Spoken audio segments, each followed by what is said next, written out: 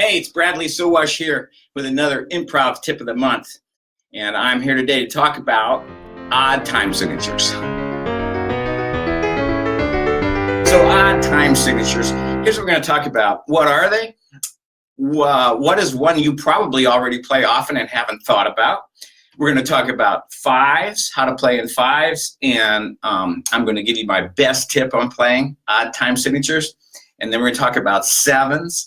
And then we're going to end with an interesting question for you to think about. By the way, I don't pre-record these improv tips of the month because I love the pressure and excitement of being here live with you, and I love that you take time to be with me. So let's define an odd time signature. What it has to do with is an uneven amount of beats per unit or measure.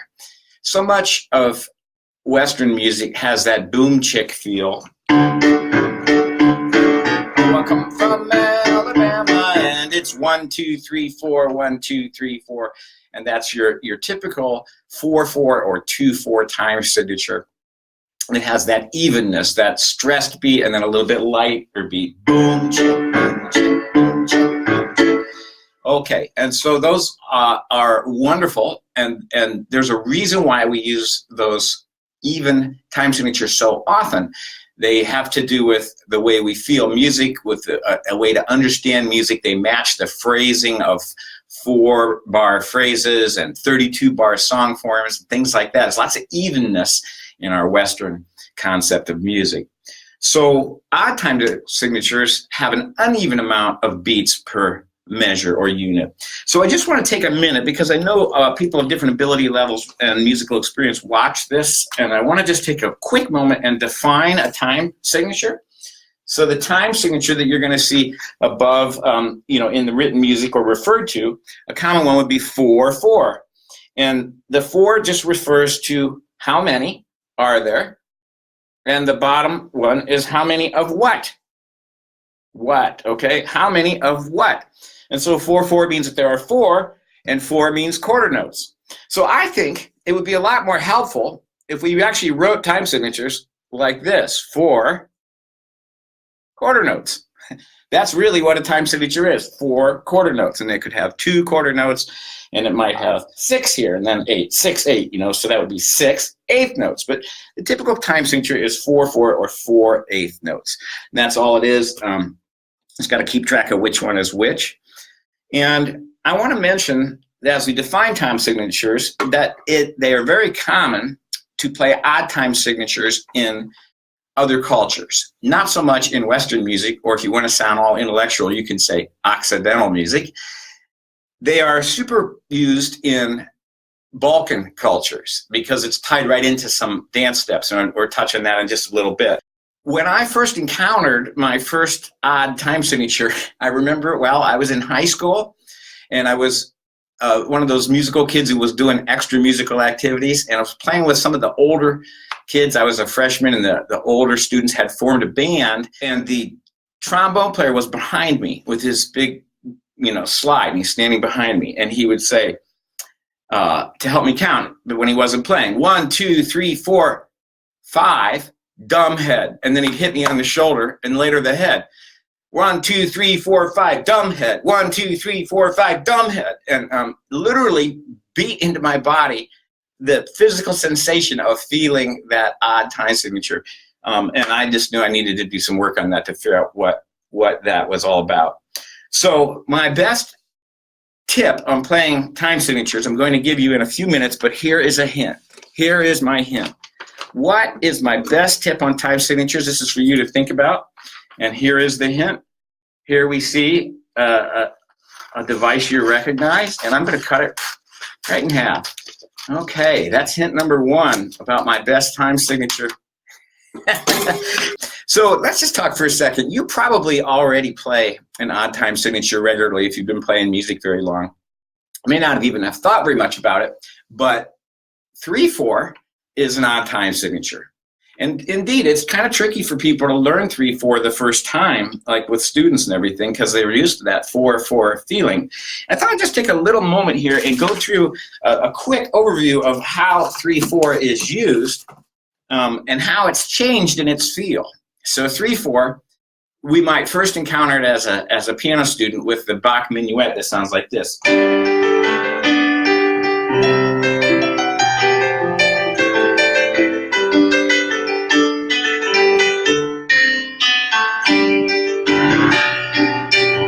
Etc.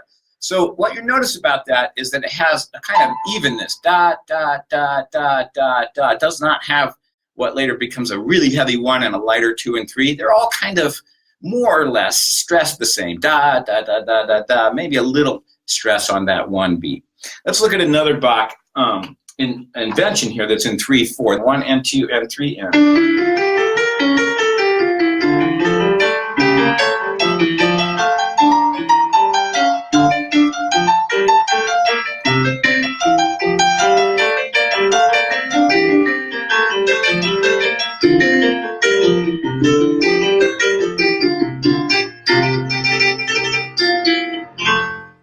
Okay, so that is also kind of all even. Da, da, da, da, da, da, da, da, da, da, da, da, da, da, da. Indeed, Bach has no problems with crossing the bar with his phrasing in some of his writing, and the meter is almost arbitrary. Not quite, but almost as if the measure lines don't even need to be there.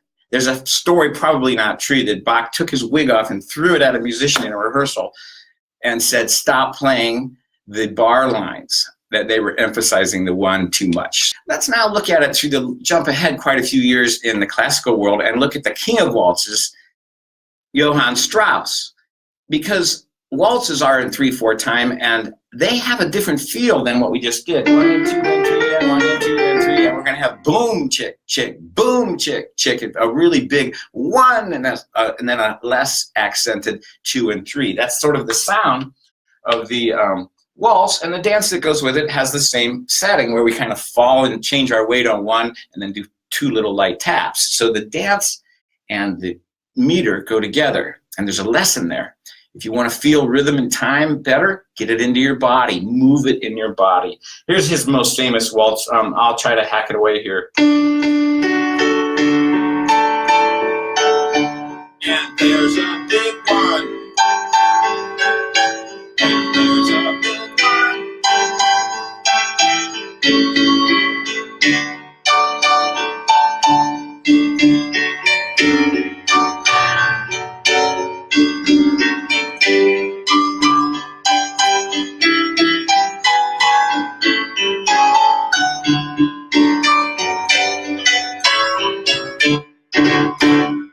So I'm playing that with no music because I just know the chords. If you know the chords and the melody, you don't need to put all that music on your piano bench. And I also play that a lot of times in ballet class in that hacked way. Anyway, notice the boom chick chick, boom chick chick, boom chick chick, boom chick chick, and that is odd, right? It's not 1 2 3 4, 1 2 3 4. So we're in a pretty easy odd time signature when we're playing in 3/4. But notice that it's changed. A little later, it changed into a jazz waltz, which is instead of boom chick chick, boom chick chick, it's more like 8th quarter, 8th quarter. So if Strauss had lived in the 1950s and been part of the West Coast jazz scene, he might have written this.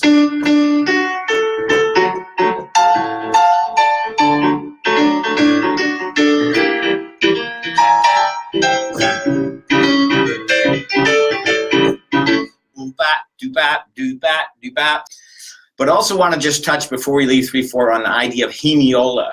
It is a way to cut up the rhythm into different divisions. So instead of doing 1 2 3 1 2 3 or 1 and 2 and 3 and 1 and 2 and 3 and you could go 1 2 3 1 2 3. In other words, the way you play the smaller notes has a difference. So for example, this is the introduction to Terry Kath's The Road, who was a guitar player for Chicago.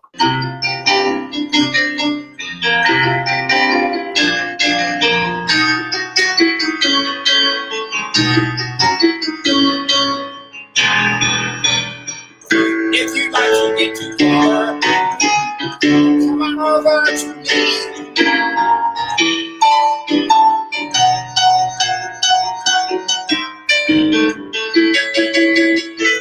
You hear this 1 2 3 1 2 3 1 2 1 2 1 2. which you could call hemiola or mixed meters. Here's my second hint. Here's the hint. All right, we see this, all right? In fact, we could even do this. I'll enhance the hint, all right?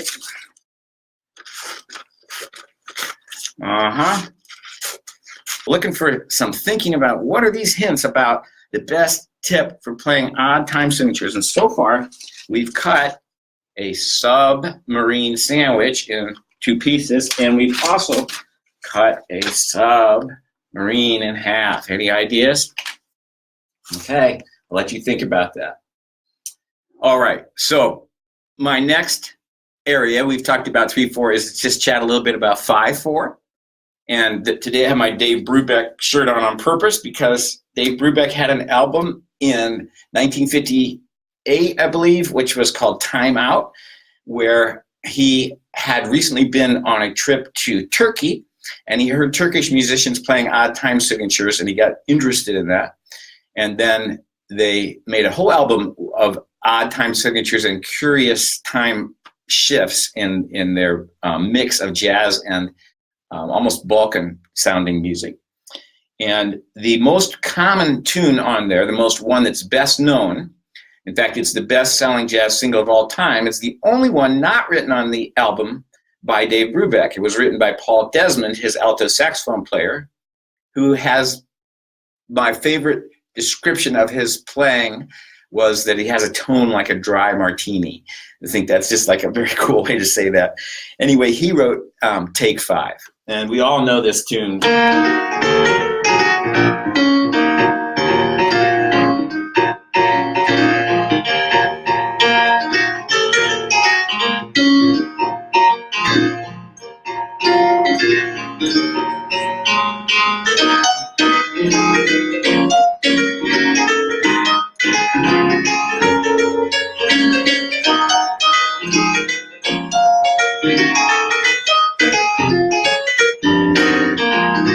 That is not just 5 beats. That would be so hard. 1, 2, 3, 4, 5. 1, 2, 3, 4, 5. 1, 2, 3, 4, 5. 1, 2. I can't feel that. It's just a bunch of notes in a row. The reason that that sounds so great to us is that it's 2 familiar key signatures. It is a jazz waltz in 3/4 time, and then it is in 2/4 time. So we have boom chick, doop ba, 1 and a 3, 1 2, 1 and a 3, 1 2. So we have that that mix of 2 feelings. Let's listen to that. 1 2 3, 1 2, 1 2 3, 1 2. And that brings me to my best tip. Our best tip is subdivide. That's why we cut up the submarine, right? We divided the submarine in half for my hint. Corny, right? But it helps you remember it. And then we divided a sub sandwich into different pieces, 5 pieces. So if we were to look at this Dave Brubeck tune, it would be a 3 followed by a 2. And that's how you feel it. And you could divide this in other ways, but that's the way this tune is set up. 1 2 3, 1 2 1 2 3. And then 1 2 3, 1 2 1 2 3, 1 2. So let's get back to what we're looking at here. 5/4. I want to show you the other 5/4 tune that most people remember when they think about 5/4, and that is the old Mission Impossible theme, which was written by Lalo Schifrin. 1 2 3 4 5. 1 2 3 4 5. And that's a great example, just as a side note, that so much of compelling contemporary music relies on a catchy bass line. And so if you want to write a nice pop song or a cool sounding tune, think about your bass line. Now we can bring out the subdivision in that by playing the 8th notes underneath. Da da da da da da da da da da da da da da da da da da da. 1 2 3 1 2 3 1 2 1 2 1 2 3 1 2 3 1 2 1 2 1 2 3 1 2 3 1 2. I'm just doing that with octaves. Let me see if I can put the melody with that. So, and there's cool chords too. I'll just play a little bit of it.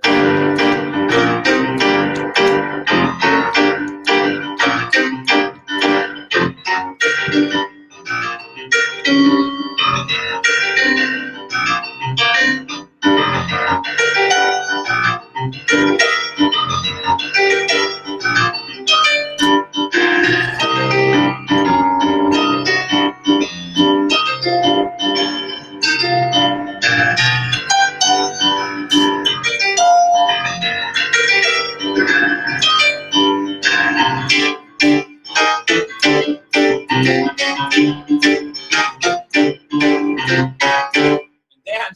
listen to this cool jazz chord. So I would like to go on to sevens now. So 7/4. Let's think about what 7/4 means. 7/4 would be a pretty unusual time signature, actually, and that would mean that we have 7 quarters, right? It's actually pretty rare to have 7 quarters because eighth notes are just more common in these odd time signatures in the way the bottom denominator is felt. But one of them you probably will recognize, probably the most famous contemporary one, is the tune Money by Pink Floyd. Remember, it starts with that boom, chicka, boom, chicka, bum. They recorded sounds of money being handled and made a rhythm out of it. And it is a 7/4 beat, 7 quarter notes. It sounds like this: 1, 2, and 3, 4, 5, 6, 7. 1, 2, and 3, 4, 5, 6, 7. And then there's a little bit of a groove with it.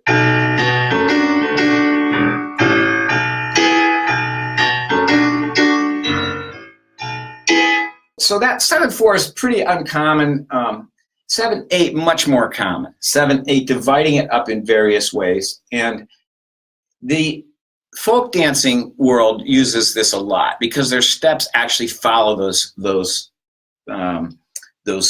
subdivisions. A common one is 1 2 1 2 1 2 1 2 3 1 2 1 2 1 2 1 2 3. That's a Balkan feeling, right? That comes from those countries. It's very common there, and it's a little further north.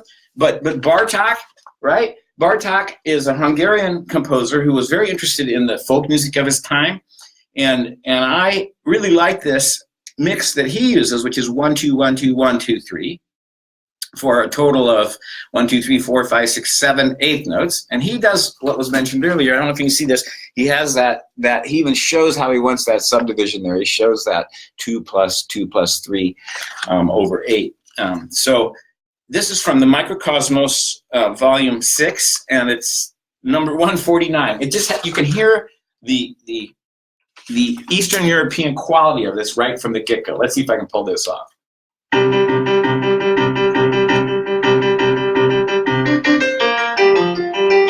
You hear that 1 2 1 2 1 2 3.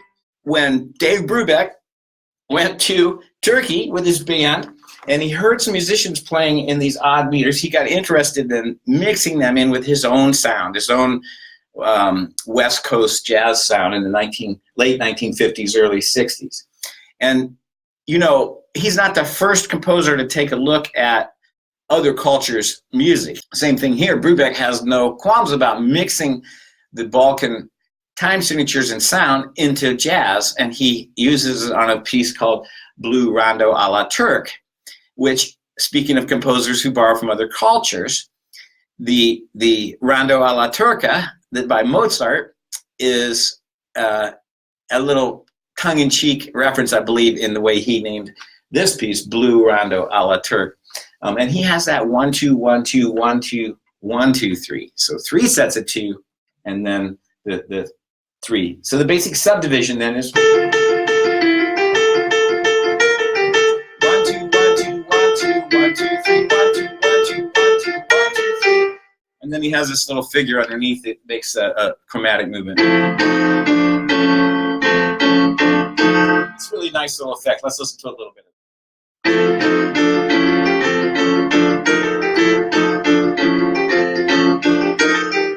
And then that starts it off, and eventually they jam on it and turn it into a jazz tune.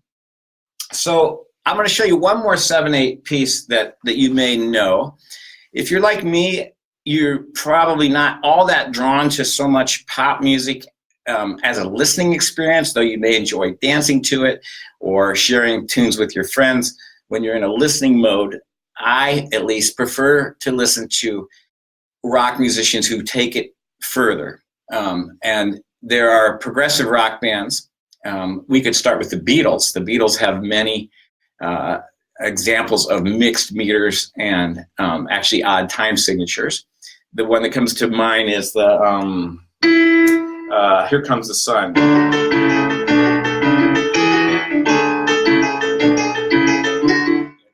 da da da da da da da da da da da 1 2 back to 4/4. And so but the progressive rock bands like Genesis or Rush or Yes or Emerson, Lake and Palmer, musicians who just included a lot of instrumentals. Chicago, I mentioned, Blood, Sweat, and Tears. They tend to be more wide-ranging in their musical influences. And there's this curious moment. You might actually recognize this, whether you're a progressive rock fan or not, from the tune, perhaps best known tune by the band Rush, a power rock trio. They use this riff in the middle of the tune, Tom Sawyer, and it's in 7. And it sounds like this. Let's just play it slow for a minute.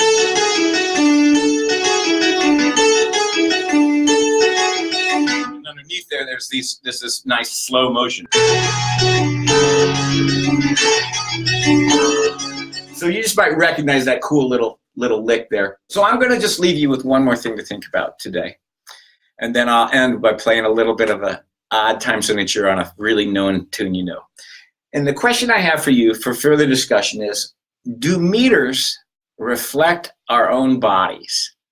It's been said that we like 4/4 because we walk in even time. 1 2 3 4. We're symmetrically built, 2 eyes, 2 ears.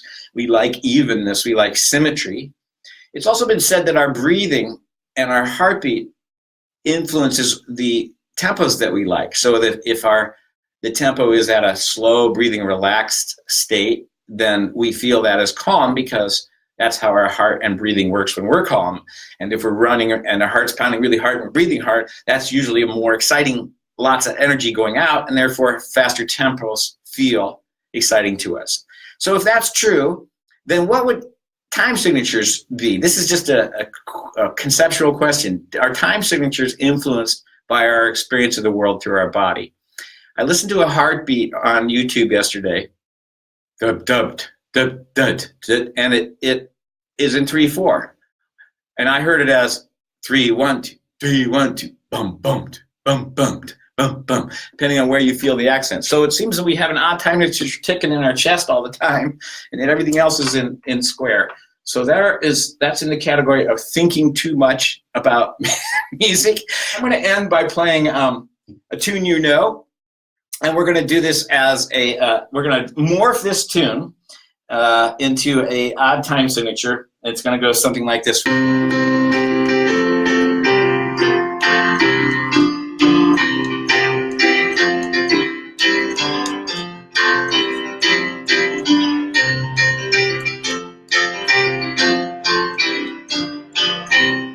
So had Twinkle, Twinkle, Little Star been written by a Turkish person, it might have been in that feel. But if we can make it a little bit more Turkish by making it minor, let's give a sound to that. Let's see.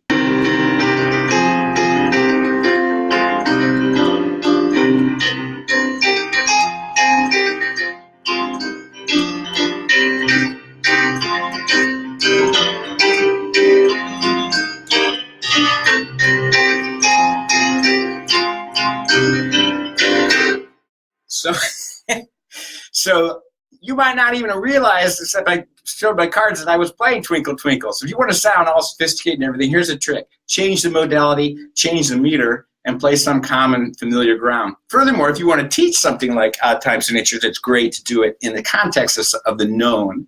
So taking something very familiar and morphing it isolates that new skill. So that's all I have today.